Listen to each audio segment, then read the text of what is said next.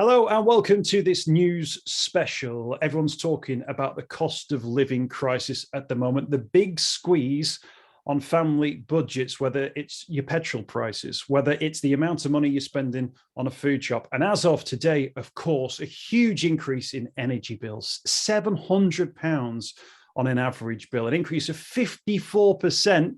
Bad news is potential increases on the way again in October. So what advice out there is there? What help and support out there is there? Let's get a take on that now. With the team at Citizens Advice, delighted to say joining us to answer some of these questions is Kaylee Hignall. She's Head of Policy for Families, Welfare and Work, and she joins us now. Kaylee, thank you for your time. Brilliant to be here, thanks. Now, in terms of the general cost of living, of course, people are really noticing the energy bill increase because that's kicking in now. But you must have noticed a rise in calls because we've had a number of increases over quite some time now. The cost of living is simply going up. That's right. It's unsurprising, but it's very sad that at the moment we're actually getting more people coming to us than at any point during the pandemic so far. So big increases in people who are needing that kind of support to look at their benefits, to look at debts, and lots of increases as well, unfortunately, in people needing crisis support. So people needing food banks and fuel vouchers, where just in this year alone, since the new year, we've had 55,000 people needing that help. That's an unwelcome record that's been set in our service. I mean, just in terms of the advice that's out there, first and foremost, let's talk about energy bills. For people who have just looked at that figure where it came up either in a written statement or it comes through on an email, this is your new monthly amount. You know, that element of panic that kicks in, that people will have seen an increase there that they'll have never seen probably in their lifetimes. Huge amounts that people are having to find more each month.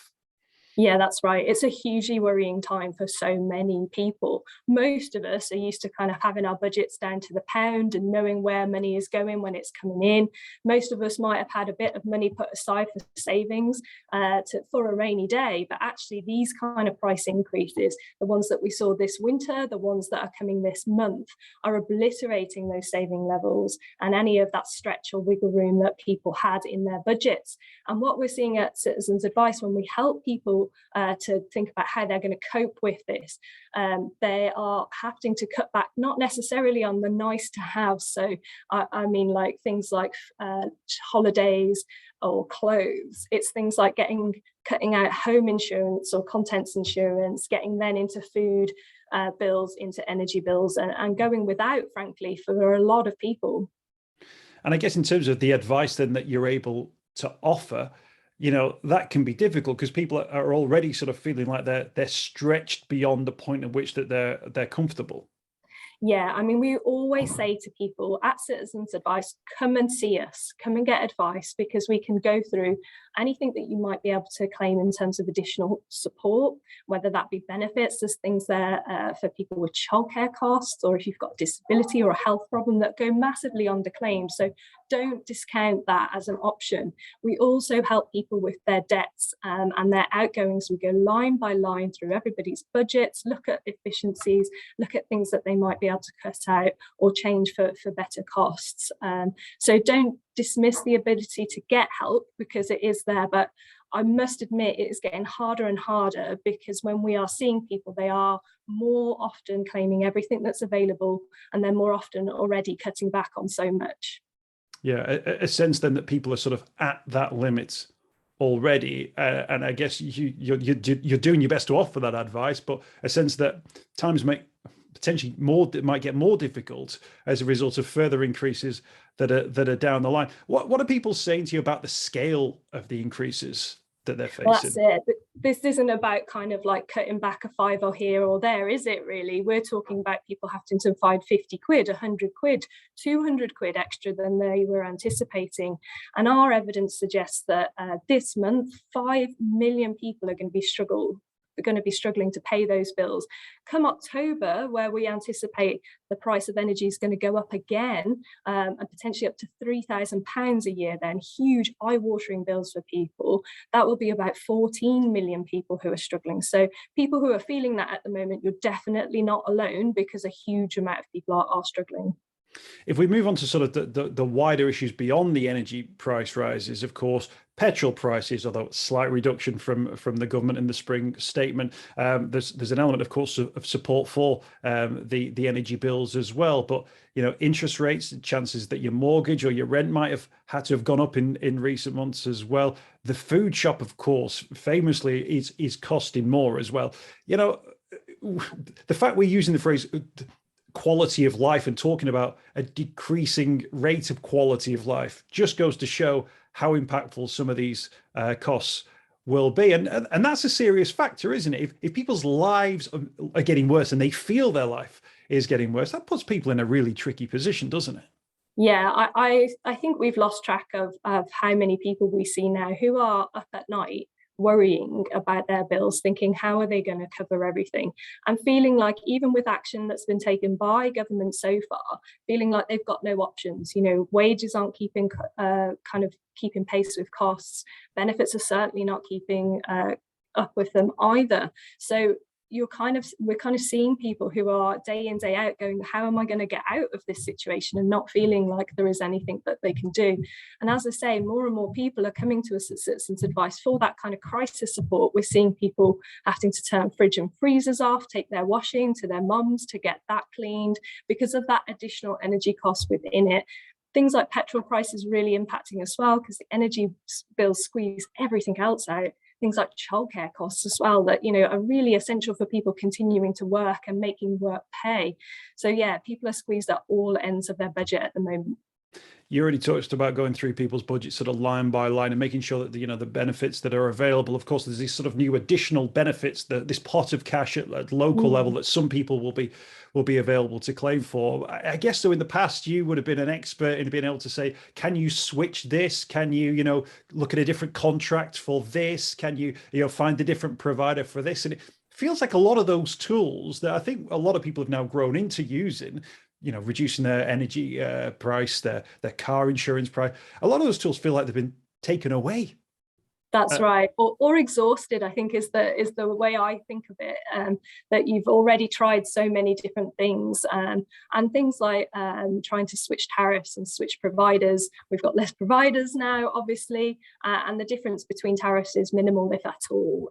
Price cap seems to be the energy price cap seems to be where most offers are at. Things like the Household Support Fund, which is crisis support at a local level, is there for emergencies, for one-off costs, not for ongoing increases in the cost of living. So at Citizens Advice, we have been pushing the government to go further, to offer more support to more people, not just crisis support when things are absolutely terrible.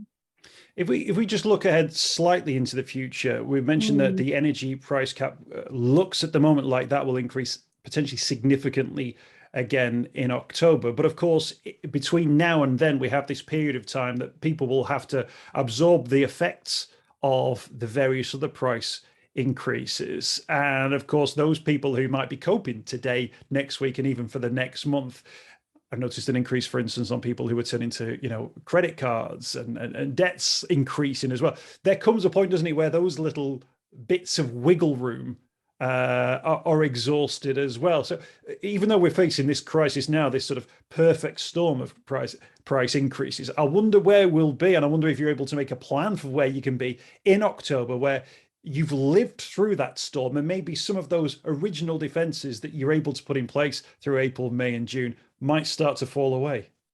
Yeah, I think that's right, that a lot of people will have exhausted the wiggle room, will have exhausted the savings that they might have had, and potentially won't be able to borrow from friends and family. They've done it a few times before. We're seeing like increases in the use of things like buy now, pay later for essential costs, not just for, wanting a new outfit for something or some money towards a present for someone, but essential costs like food and bills. So it's definitely true that people are already struggling. I think what we're likely to see is not just people now having to reduce their costs, but people getting into debt and then having to deal with the consequences of debt. In the worst instance, that's things like eviction. or people being moved onto prepayment meters for their energy costs, and then potentially not being able to top that up, but also then having to deal with just general debt and who do you pay first and how much do you pay. And in that situation, people really should get advice and get it quickly. Delaying getting advice on debt is a real challenge because your creditors, the people you owe money to, worry that you're just ignoring it, about it, you don't care about it, and that's the worst case scenario, that they then ramp up the action that they might take. So really do advise people out there to get help quickly if you're in that situation.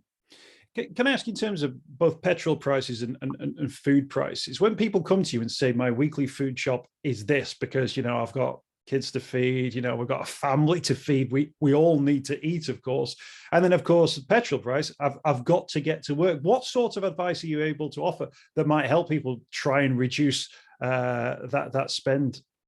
It's pretty limited. I mean, as we kind of look at anybody's budgets, we do look across the board. What can they increase? Are there any benefits that they can claim, any crisis support that they could get that could help, and then reduce down any of those other costs? But frankly, like more and more these days, we are seeing people who there isn't anything we can cut back on. There is just the start choice that you present. Do I put petrol in my car to get to work, or do I put food on the table? Do I, you know, top up the electricity so we've got light tonight, or do I make sure we have it for the morning? Like, it is a real challenge for people, and I think more and more people are facing these choices, or at least now growing in levels of concern that they've got to take these actions now to prevent things getting worse in the future. So yeah, I think a lot of people are going to struggle. I think a lot of people are getting incredibly worried and nervous about this. And we do tell people, if you can, to get advice from Citizens Advice or someone like us, so that we can make sure that you've exhausted all of those options. Do you get a sense that more political intervention might be required, if not now, at some point in the very near future? Absolutely. I mean, from our point of view, looking at the scale of the challenge here, the numbers of people affected, we're talking in the millions, and then the depth of it, you know, the amount of money that people are going to be struggling to cover for those essential costs. What we've seen so far from government is just not enough. In any kind of world, it is not enough. We're talking about a £200 rebate towards your energy costs when they're going up potentially £1,000.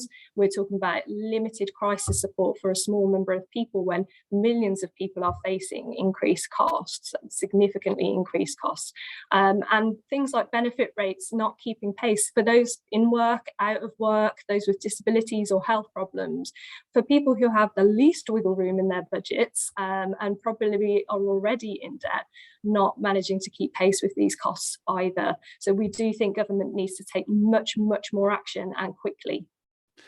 For people, Kaylee, who are listening to this, watching this, and are thinking, I've been okay, I think I'm doing okay. There is a danger sometimes, isn't there, where you think, well, I can afford it now, that you almost stick your head in the sand and just presume that you'll continue to be able to afford it.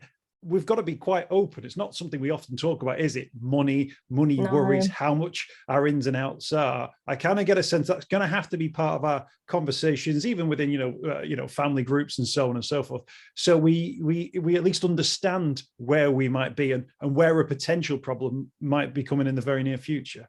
Well, that's it. And, you know, people might be thinking we're coming into the summer now, so I don't have to worry about my energy costs. But come winter, when costs are much higher again and usage is higher again, people need to be ready for that. And savings that they can make now are really useful towards being ready for that winter challenge that will be coming.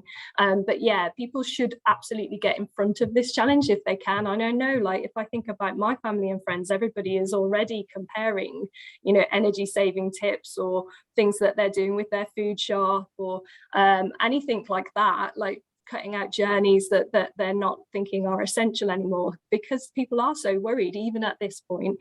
So yeah, it's one that's worth getting prepared for, even if you feel that things are okay at the moment, putting aside some money if you can to get ready for next winter in particular. Yeah, I was going to ask you if there is sort of one take-home piece of advice that you're able to give to people who can sort of think, right, okay, I need to be aware of both the increases that are coming my way, but also of what might be to come, and I need to be prepared for it either way. What would you advise them? So I think for people, it's worth thinking about what support you might be eligible for now. Even if you feel like you're not struggling or you're right on the wire, like getting that support early means that you'll be able to cope with increases in costs and be better placed come the winter. So do look at what you can claim. There's great benefit calculators on our website. Benefits are not just for people who are unemployed. They are for people who are in work. They are for people who have additional costs like childcare costs, like costs related to disability, or just have a low income from work. They might not be able to work full time, for example. So really important to look at that and look at that early. And then making sure you know and understand your budget. We can help with that if people are struggling. There are materials and tools on our website, but you can come to us to get advice on that, because knowing exactly what's incoming and outgoing is really important when prices are changing like they are.